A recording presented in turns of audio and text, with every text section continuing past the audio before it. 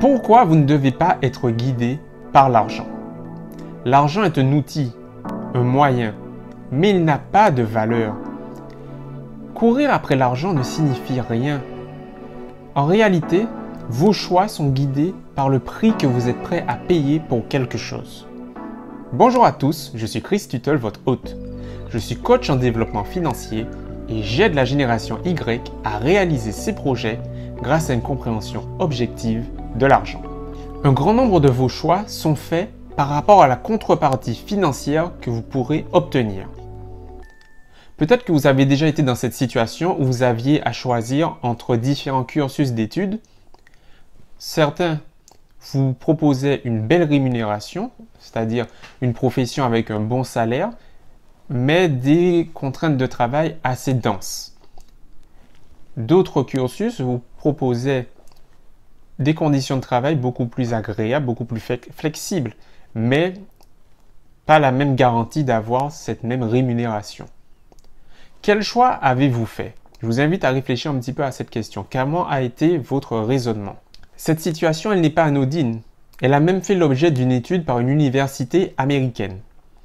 Elle a sollicité la participation de 12 personnes, toutes venant de situations, de milieux et de régions différentes. Ces personnes ont eu à choisir entre deux types de carrières. Soit une carrière d'enseignant, soit de secrétaire dans un cabinet comptable. La profession d'enseignant leur permettait d'avoir une rémunération mensuelle de 3 000 $, mais des horaires de travail de 9 à 17 heures et du travail supplémentaire à domicile. La profession de secrétaire comptable leur proposait une rémunération de 2 100 € mensuels avec des horaires de travail de 9 à 17 heures uniquement. Selon vous, quel choix a été majoritairement fait?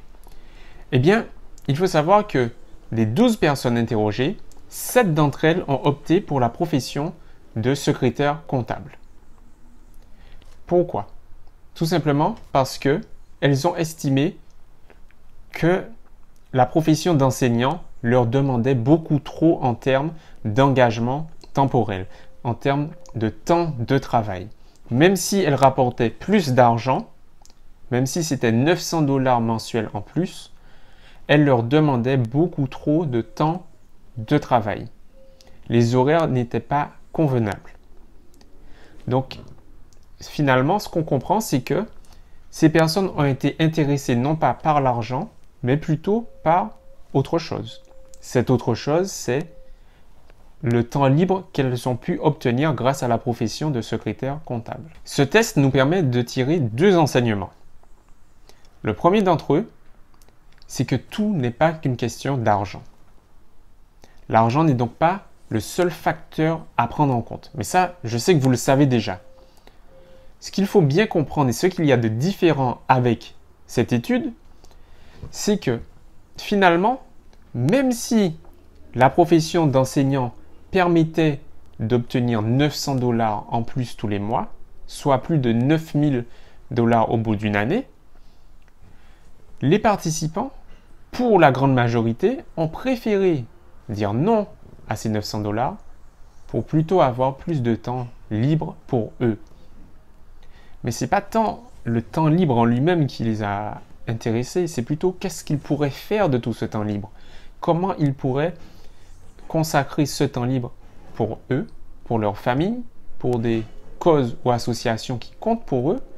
Bref, c'est tout ce que ce temps libre leur offre qui a été le facteur déterminant.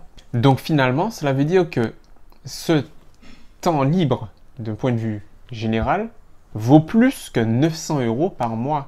C'est le calcul qui a été inconsciemment fait par ces personnes.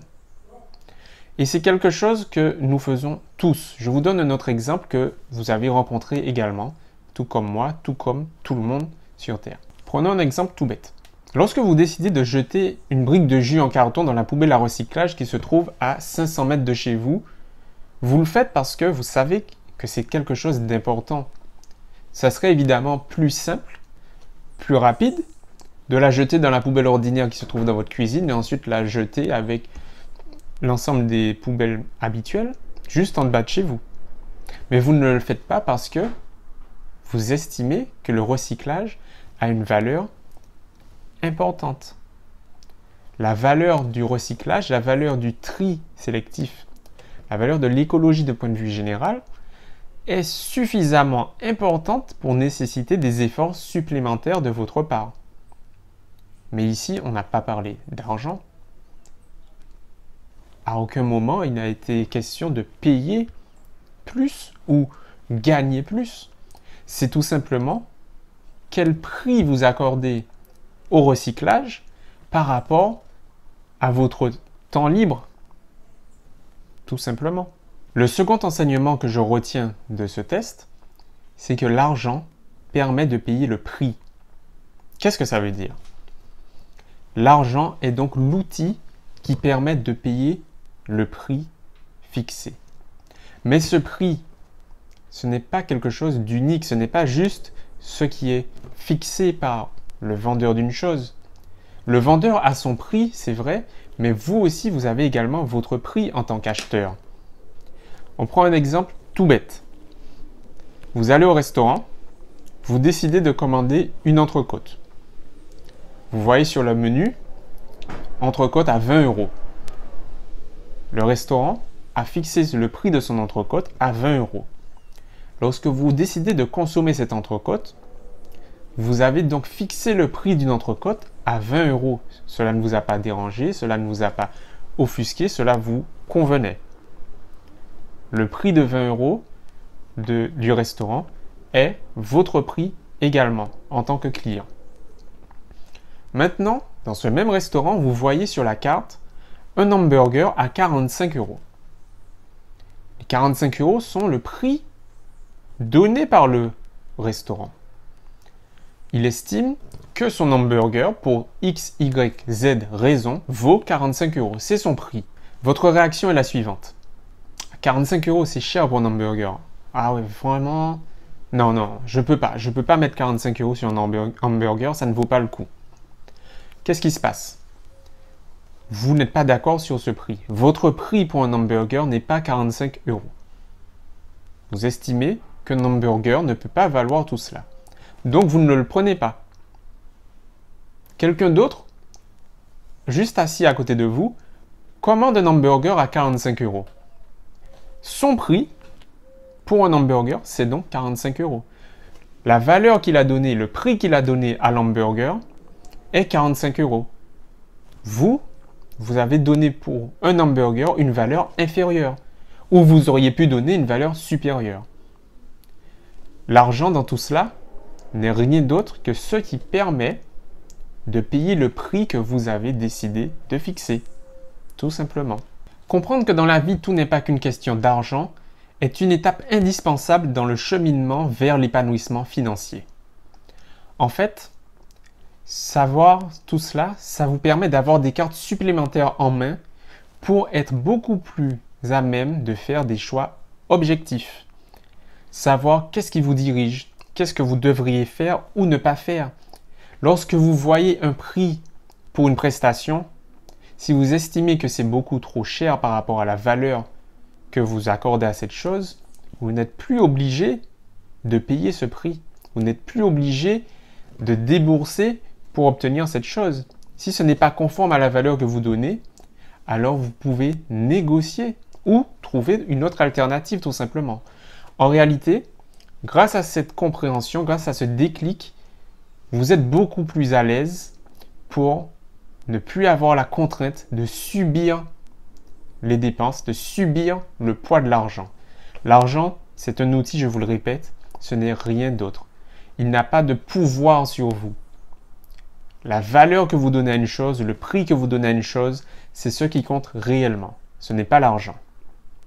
Si maintenant vous souhaitez aller plus loin dans ce cheminement, si vous souhaitez comprendre un peu plus votre rapport avec l'argent, je vous offre un bilan personnalisé et analysé par moi-même de votre situation actuelle.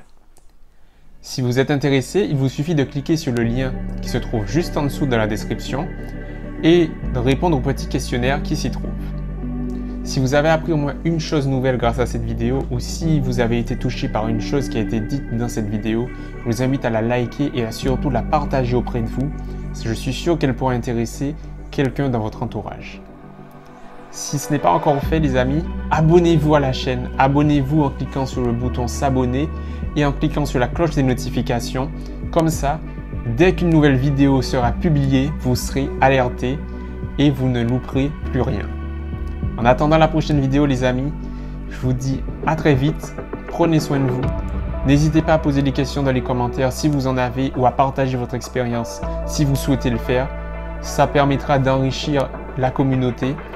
Et en attendant, je vous dis à très vite, prenez soin de vous. Bye!